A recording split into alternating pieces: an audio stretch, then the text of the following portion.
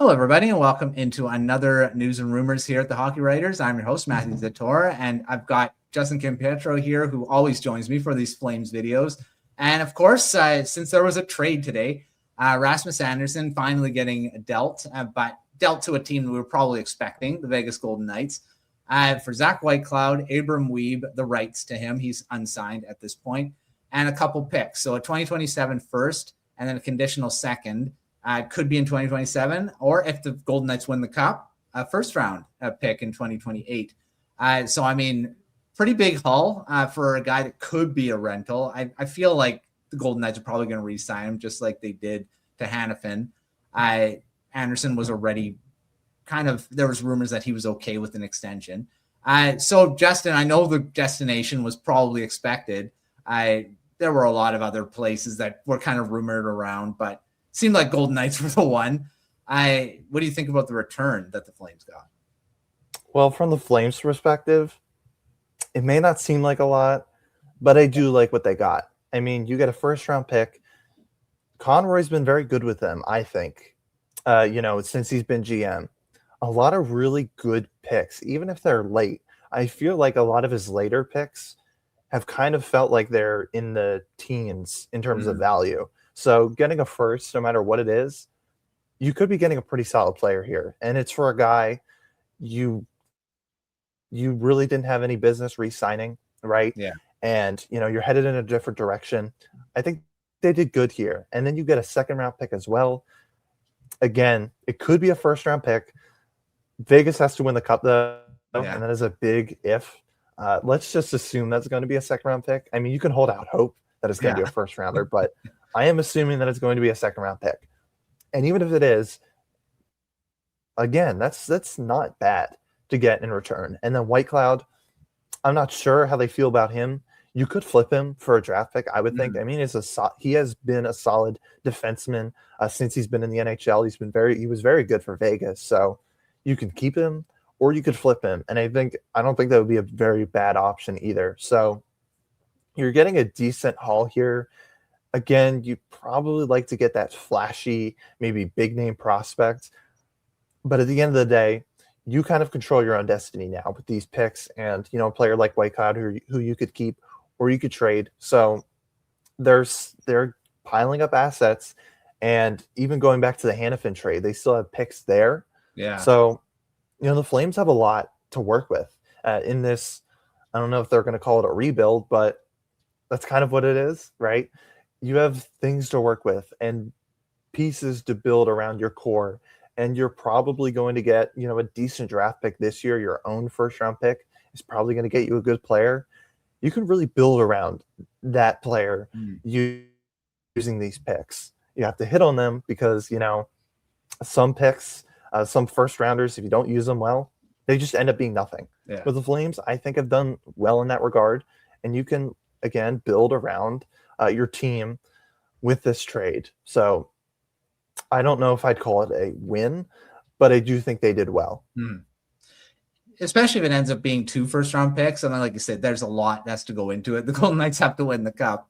But, I mean, it is – you're getting a first-round pick. It'll be a late first, of course. The Golden Knights are going to make the playoffs and might win the Pacific Division. So they're going to – it'll end up being in the, 25 to 30 range. 32, maybe it could end up even being the second to last pick or whatever. I mean, you don't know. The Golden Knights make the Stanley Cup final.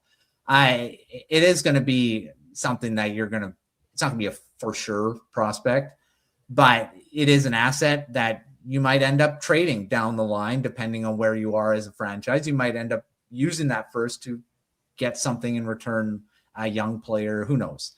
But you have that. And yeah, I think this is probably, I don't know if they were going to get anything better from any other teams. I mean, the Boston Bruins were apparently in the talks that they gave permission actually for the Bruins to talk extension with Anderson.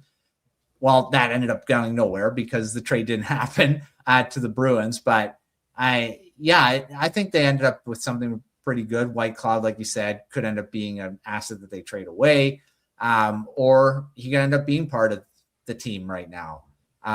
So, I mean, he could end up being a pretty good guy. So we'll see how it all goes. Abram Wiebe's a 7th round pick from 2022. he might not end up being anything. He's unsigned NCAA. But yeah, it's going to be interesting to see how it all plays out. We always like looking back at these trades a few years down the road to see how it all goes. But yeah, the Golden Knights get better. They were trying to, of course, you mentioned I believe it was in the offseason that the Golden Knights were probably going to be getting a top 4 defenseman at some point here to replace Pietrangelo. That's end up doing with Andersson. I might pair up with Hanifin. I don't know if they were a pairing in Calgary at some point. I would say they probably were. End up being a pairing in Vegas too. So we'll see how it all goes. Now, the Flames are probably not done with their trades. They are, I guess, technically, mathematically, they could still end up making the playoffs. But do you think there are any other trades coming down the pike? Because Andersson has not been the only guy that's been rumored. Yeah, I mean, I'm not an insider, but I have been hearing Blake Coleman, right, in those rumors. So, I mean, I would think that a team is gonna try to go after him pretty hard. That Stanley Cup pedigree, everybody loves it. Can play hard in the playoffs, and he can score. So, a playoff team that has draft picks to burn, which is a lot of them. I mean, they don't really value them too much. They want to win the Stanley Cup. If you think you can win the Stanley Cup, you may trade for Blake Coleman. That would be the guy I would think. Kadri, those rumors have kind of died down from what I'm seeing. So I wouldn't expect it. I wouldn't be surprised, but I just wouldn't expect it. Coleman would be kind of the guy that I would expect. And what you're getting back, if I had to guess, probably a little bit less than Andersson, but not a lot less. Because again, this is a type of player that teams value, and they will give up really whatever to get him on their team. So we'll see. But yeah. I don't know. I mean, I know the Lightning are pretty much, I don't think they have the cap space, but would they entertain reuniting? They got it's already Yanni Gord back. I mean, we get Blake Coleman back there. I don't know. But I mean, I think teams like that, of course, saw what he did in the playoffs, and he would be a pretty valuable guy for a team like the Golden Knights. I mean, I'm surprised that they wouldn't go after him too. But yeah, I think there are a lot of teams that will be interested if the Flames are actually really serious on offering him up before the deadline. I think they're, like you say, Kadri's probably the other guy that might end up being on the move. I don't see anyone else that's been kind of talked about for the Flames. I mean, Huberdeau, there's no way a team's going to take on what his cap hit and the term that he's still got on. And I'm sure Conroy would love it to trade him away, but I don't see that happening. I think he's probably the only other guy. Sharon Govich, maybe. Again, he's been underperforming this season too. So, I mean, there's a lot of guys that might be traded, but it's going to be tough to move some of these other assets around as well. All right. Well, I will see what the other things Flames do in the next few weeks before the first trade deadline, I guess, is the roster freeze before the Olympics. And that's probably why this trade was happening now. And then you've got after it, it will be a few weeks before the actual trade deadline on March 6th. So lots of stuff still to come. And the Flames are probably going to be in the rumors a bit more before then, along with the other teams, including the team that I cover. Lots of stuff happening. And even the Flyers will probably be involved in stuff as well. So make sure to check out everything at thehawkbears.com. We got great articles from the Flames writing team, along with everything else on the site. And, of course, Substack newsletter and our YouTube channel. Lots of stuff coming up for the draft as well, which is coming up pretty quick with all of our coverage there.